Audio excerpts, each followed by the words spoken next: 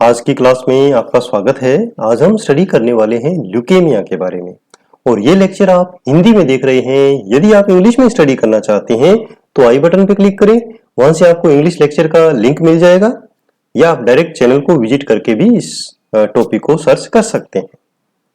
Leukaemia क्या है? Leukaemia को किसी भी प्रकार की रक्त कोशिका के मुख्य रूप से ग्रेन्युलोसाइट, मोनोसाइट और लिम्फोसाइट के नियोप्लास्टिक एक्सपेंशन या प्रोलिफरेशन के रूप में परिभाषित किया गया है।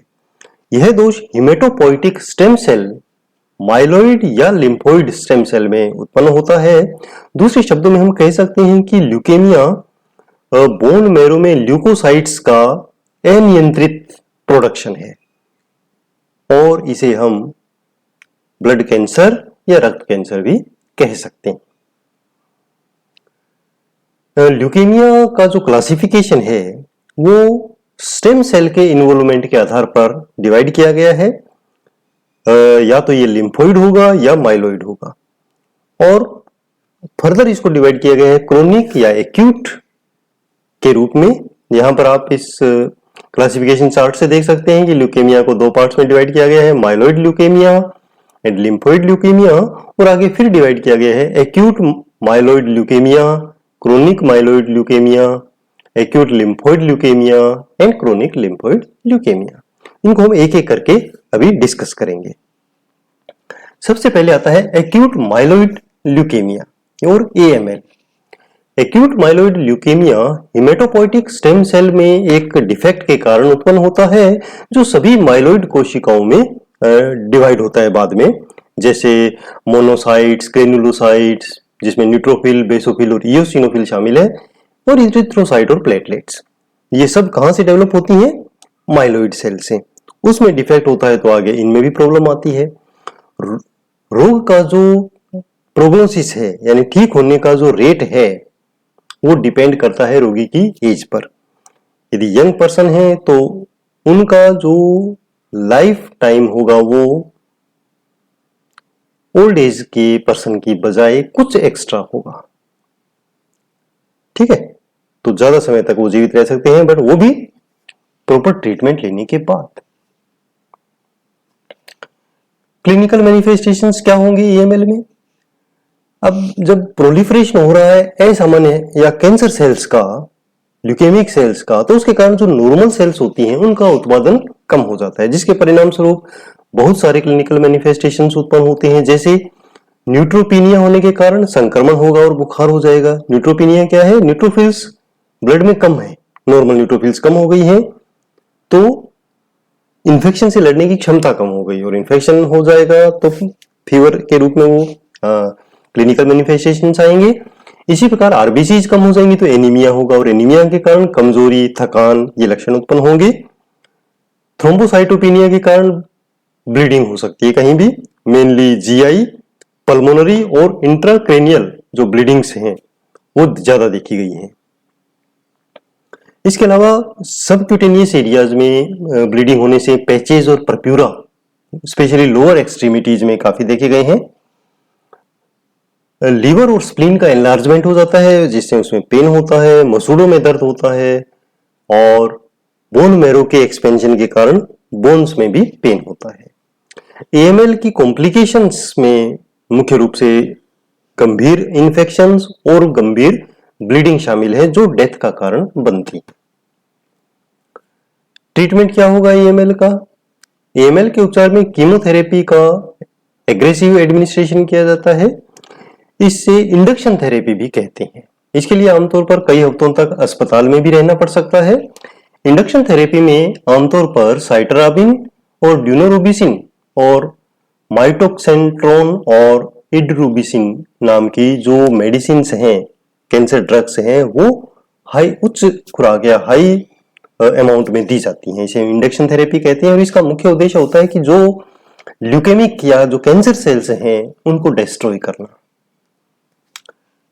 इसके अलावा सपोर्टिव ट्रीटमेंट दिया जाता है जिसमें जरूरत पड़ने पर आरबीसीज और प्लेटलेट्स का ट्रांसफ्यूजन शामिल है और कोई भी इन्फेक्शन हो उसके लिए तुरंत ट्रीटमेंट दिया जाता है। एंटीबॉडीज दिए जा सकते हैं, एंटीबायोटिक्स दिए जा सकते हैं और GCSF और GMCSF जो ग्रेन्युलोसाइट डेवलपमेंट फैक्टर्स हैं, ग्रोथ फैक्टर्स हैं, उनका उपयोग करके बोन मैरो से हम सामान्य ल्यूकोसाइट्स को तेजी से डेवलप करने के लिए प्रेरित कर सकते हैं। और एक अन्य उपचार विकल्प रहेगा बोन मैरो ट्रांसप्लांटेशन या peripheral blood cell stem cell transplantation. दूसरा जो क्लासिफिकेशन है, दूसरा जो टाइप है वो है CML यानी chronic myeloid leukaemia. Chronic myeloid leukaemia myeloid stem cell में म्यूटेशन के कारण होता है, उत्परिवर्तन हो जाता है। इस प्रकार की ल्यूकेमिया में सामान्य माइलोइड कोशिकाओं का उत्पादन भी जारी रहता है और असामान्य जो ब्लड कैंसर सेल्स हैं उनमें भी तेजी से वृद्धि होती है। CML वाले 90 से 95% रोगियों में जो परिवर्तन देखा गया है वो है कि जो गुणसूत्रों में जो 22 नंबर का गुणसूत्र है उसका DNA का एक पार्ट मिसिंग होता है, जिससे ये माना गया है कि इस प्रकार का कैंसर उसमें होता है। क्लिनिकल मैनिफेस्टेशन क्या होंगे CML के? क्योंकि इसमें नॉर्मल सेल भी बन रही हैं और एबनॉर्मल सेल भी बन रही हैं, तो एक्सपेंशन हो जाता है बोन मैरो का और पूरे जो बोन मैरो का जो भी कैविटी है बोन की उसमें वो भर जाती हैं, फैल जाती हैं, जिससे बोन्स में पेन होता है।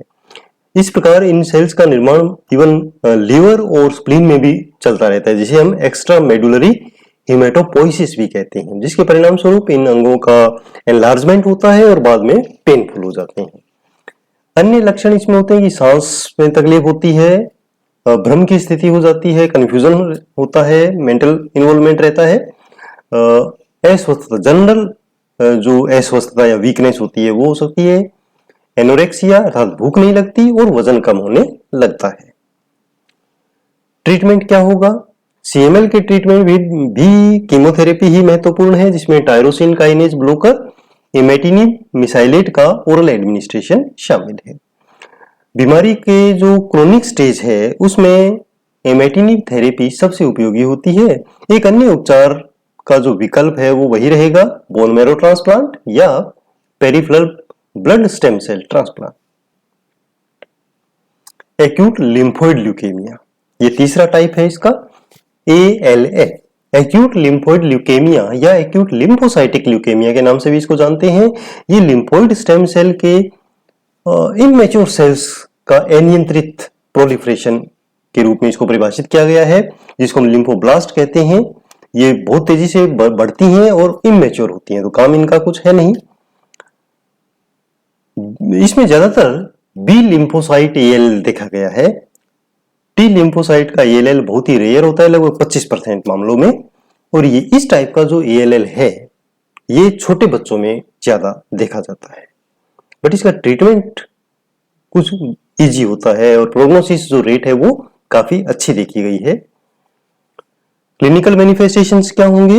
अपरिपक्व जो इमेच्योर कोशिकाएं हैं उनका अनियंत्रित प्रसार होने के कारण सामान्य जो लिम्फोसाइट्स या जो ब्लड सेल्स हैं उनका उत्पादन कम हो जाता है, जिसके परिणाम स्वरूप क्लिनिकल मैनिफेस्टेशंस उत्पन्न होते हैं, जैसे अगेन एनलार्जमेंट ऑफ लिवर और स्प्लीन, उससे उनमें पेन होगा, बोन पेन होगा और सेंट्रल नर्वस सिस्टम इन्वॉल्वमेंट होता है मोस्टली इसमें, तो हेडेक और वॉमिटिंग ये कंटिन्यू रह सकती है। ट्रीटमेंट, सभी प्रकार के उपचार, ALL का जो उपचार है उसमें, क्योंकि हम जानते हैं कैंसर में कीमोथेरेपी महत्वपूर्ण है, बट इसमें क्रेनियल इरेडिएशन भी दिया जा सकता है और इंट्राथीकल कीमोथेरेपी डायरेक्ट दी जाती है नर्वस सिस्टम में, नर्वस सिस्टम के पार्ट्स में, क्योंकि जो ALL है वो अक्सर सेंट्रल नर्वस सिस्टम पर अटैक करता है, वहां पर ज्यादा इन्वॉल्वमेंट होता है। सिस्टेमिक कीमोथेरेपी भी दी जाती है, जिसमें कॉर्टिकोस्टेरॉइड्स के साथ कॉम्बिनेशन में दी जाती है, जैसे एंथ्रासाइक्लिन का उपयोग किया जाता है कैंसर ड्रग के रूप में। और एक अन्य उपचार विकल्प इसमें रहता है बोन मैरो ट्रांसप्लांट या peripheral blood stem cell transplant. Last है chronic lymphoid leukaemia type. Chronic lymphoid leukaemia या क्रोनिक लिम्फोसाइटिक ल्यूकेमिया के नाम से भी इसमें जानते हैं हम, ये ओल्ड एज के लोगों में ज्यादा आम देखा गया है। इसमें भी मुख्य रूप से बी लिम्फोसाइट ही मुख्य रूप से इन्वॉल्व होती हैं, टी लिम्फोसाइट रेयर है। लिम्फोइड ल्यूकेमिया के एक्यूट रूपों के विपरीत क्रोनिक जो लिम्फोसाइटिक ल्यूकेमिया है उसमें ल्यूकेमिक सेल मैच्योर हो चुकी होती हैं। ठीक, कौन सी, एबनॉर्मल वाली भी और नॉर्मल वाली तो मैच्योर रहती हैं। इसमें के क्लिनिकल मैनिफेस्टेशंस में ज्यादातर रोगी एसिम्प्टोमेटिक होते हैं, बट फिर भी एडवांस स्टेज में लक्षण उत्पन्न होते हैं, जैसे बुखार और ड्रेंचिंग, वो पसीना आता है। ठीक है ना, ड्रेंचिंग जो स्वेटिंग होती है उसको क्या कहते हैं, कि इतना ज्यादा पसीना आता है कि रोगी पूरा भीग जाता है, और ये ज्यादातर नाइट में देखा गया है। अनएक्सप्लेन्ड वेट लॉस होता है, और इन्फेक्शन का खतरा बहुत बढ़ जाता है, और इतना सीवियर इन्फेक्शन होता है कि वो जानलेवा साबित होता है, और लिम्फ नोड्स जो हैं वो स्वेल हो जाते हैं और पेनफुल होते हैं। ट्रीटमेंट क्या होगा, सीएलएल के उपचार में भी कीमोथेरेप्यूटिक एजेंट्स दिए जाते हैं, जैसे फ्लोराबाइन और साइक्लोफॉस्फेमाइड। इन्हें अक्सर मोनोक्लोनल एंटीबॉडी रिटेक्सिमिब के साथ कॉम्बिनेशन में दिया जाता है। सीएलएल के रोगियों में बैक्टीरियल इन्फेक्शन बहुत ज्यादा होने की संभावना रहती है, और इसलिए जो रिकरेंट इन्फेक्शन है उनके लिए इम्यूनोग्लोबुलिन्स का भी आईवी जो ट्रीटमेंट है वो दिया जाता है, ताकि इन्फेक्शन को समय पर रोक सके। डायग्नोस्टिक इन्वेस्टिगेशन क्या होंगे, सभी प्रकार के जो ब्लड कैंसर्स हैं उनमें एक तो क्लिनिकल मैनिफेस्टेशंस देखने के लिए फिजिकल एग्जामिनेशन और हिस्ट्री लेंगे। इसके अलावा ब्लड जो इन्वेस्टिगेशन है वो महत्वपूर्ण है, जिसमें कंप्लीट ब्लड काउंट और कंफर्म टाइप का कंफर्म करने के लिए बोन मैरो बायोप्सी इंपॉर्टेंट है। तो इनसे कंफर्म हो जाता है क्या कौन सा टाइप होगा। ट्रीटमेंट हमने साथ साथ में डिस्कस कर ही लिया है अलग अलग टाइप के लिए। नर्सिंग मैनेजमेंट क्या होगा, सबसे पहले हिस्ट्री लेंगे और फिजिकल एग्जामिनेशन के द्वारा प्रॉपर असेसमेंट करेंगे और नर्सिंग केयर प्लान तैयार करेंगे। ऐसे रोगियों में ब्लीडिंग होने की बहुत संभावना रहती है, तो ब्लीडिंग के लिए लगातार मॉनिटर करेंगे, और यदि ब्लीडिंग हो रही है तो उसे रोकने के उपाय करेंगे जल्दी से जल्दी। जैसे जिस जगह से ब्लीडिंग हो रही है पॉइंट ऑफ ब्लीडिंग पर डायरेक्ट प्रेशर डालना एक तरीका हो सकता है। एपिस्टेक्सिस वाले रोगियों के लिए हाई फाउलर पोजीशन मेंटेन करवाएंगे, और नेक के पास आइस पैक्स रखेंगे और नाक पर सीधा दबाव डालेंगे, मुंह से सांस लेने के लिए कहेंगे रोगी को। अगर ये इन प्रक्रियाओं से 10 मिनट के अंदर अंदर जो ब्लीडिंग है वो स्टॉप हो जाती है तो ठीक है, अदरवाइज नोटिफाई करेंगे फिजिशियन को, और आदेशानुसार प्लेटलेट्स या fresh frozen plasma, packed RBC जो भी प्रेस्क्राइब्ड हो उसको एडमिनिस्टर करेंगे। इसके अलावा जो भी मेडिसिन हैं, सपोर्टिव ट्रीटमेंट है वो समय पर देंगे, और ट्रीटमेंट के प्रति जो रेस्पॉन्स है उसको नर्सिंग नोट्स में कंटिन्यू रिकॉर्ड करते रहेंगे। रोगी को और परिवार को ल्यूकेमिया के मैनेजमेंट में शामिल करेंगे, और उनकी चिंताओं को पूछने के लिए, जो भी कंसर्न है उनको पूछने के लिए उनको प्रेरित करेंगे, मोटिवेट करेंगे, पूरी जानकारी देंगे। ल्यूकेमिया का एक महत्वपूर्ण लक्षण होता है थकान होना। थोड़ी सी एक्टिविटी के बाद ही रोगी थक जाता है क्योंकि एनीमिक होता है, इसलिए एक्टिविटी और रेस्ट के बीच एक बैलेंस स्थापित किया जाता है। इस पे विशेष ध्यान दिया जाता है ताकि थकान ना हो। इसी प्रकार high capacity particulate air filters का उपयोग करके रोगी को जो चाहे न्यूट्रोपेनिया के हो या संक्रमण का खतरा हो तो भी उनको इस मास्क का यूज करवा के हम थोड़ा बहुत घूमने के लिए प्रेरित करते हैं। मरीजों को बिस्तर पर रहने की बजाय जब वो जाग रहे हों तो थोड़ा सा घूमे या इवन चेयर पर बैठ जाएं, बेड पर लेटे ना रहें, क्योंकि इससे जो कॉम्प्लिकेशंस है वो बढ़ेंगी। तो उसके लिए हम प्रेरित कर सकते हैं। इससे जो रेस्पिरेटरी सिस्टम है उसमें भी हेल्प मिलती है, टाइडल वॉल्यूम ठीक होता है और ब्लड सर्कुलेशन इंक्रीज होता है। इनटेक आउटपुट चार्ट मेंटेन किया जाता है, सबको मॉनिटर करते हैं, और वेट को भी डेली मॉनिटर किया जाता है। डिहाइड्रेशन और फ्लूइड ओवरलोड इसको बैलेंस करना होता है, तो इसको लगातार मॉनिटर करते हैं, असेस करते हैं। रोगी को गतिशीलता और कार्य के साथ साथ आत्मसम्मान को बनाए रखने के लिए जितना संभव हो उतना स्वयं करने के लिए प्रेरित करते हैं, उसे मोटिवेट करते हैं कि वो अपनी कम से कम सेल्फ केयर जो एक्टिविटीज है वो खुद करे।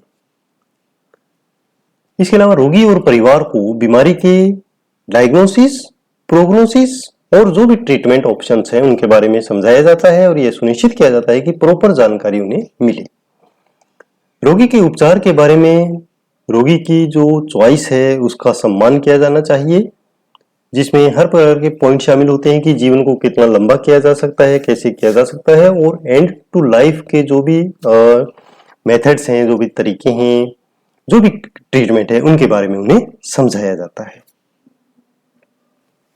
ल्यूकेमिया का जो डायग्नोसिस है वो रोगी के लिए, परिवार के लिए बहुत ही दर्दनाक या ये कह सकते हैं कि चिंता को लिए हुए होता है। तो ऐसे समय में सपोर्टिव ट्रीटमेंट बहुत जरूरी है और एक अनिश्चित भविष्य पर चर्चा करने के लिए भी उनको मोटिवेट करते हैं कि क्या ट्रीटमेंट ऑप्शन हो सकते हैं, और यदि एंड टू लाइफ केयर की भी जरूरत है तो वो हम प्रोवाइड करवाते हैं। इसके बारे में हम एक सेपरेट लेक्चर करेंगे कि एंड टू लाइफ जो केयर है वो क्या होती है। डिस्चार्ज प्लानिंग के दौरान स्वास्थ्य शिक्षा देंगे, जिसमें रोगी और उसके परिवार को बीमारी के बारे में और होम केयर क्या करेंगे, इन्फेक्शन से कैसे बचेंगे और जरूरत पड़ने पर फॉलोअप केयर के लिए कहाँ आना है, वो सारी जानकारी उसको देंगे। Thank you students. ऐसे ही उपयोगी वीडियोस देखने के लिए आप चैनल को सब्सक्राइब कर सकते हैं, फेसबुक पेज लाइक कर सकते हैं और अपने नोट्स बनाने के लिए mynursingstudents.blogspot.com ब्लॉग विजिट कर सकते हैं। फॉलो कर सकते हैं मुझे ट्विटर पर, इंस्टाग्राम पर और Facebook group nursing notes join कर सकते हैं। धन्यवाद। आपका दिन शुभ हो।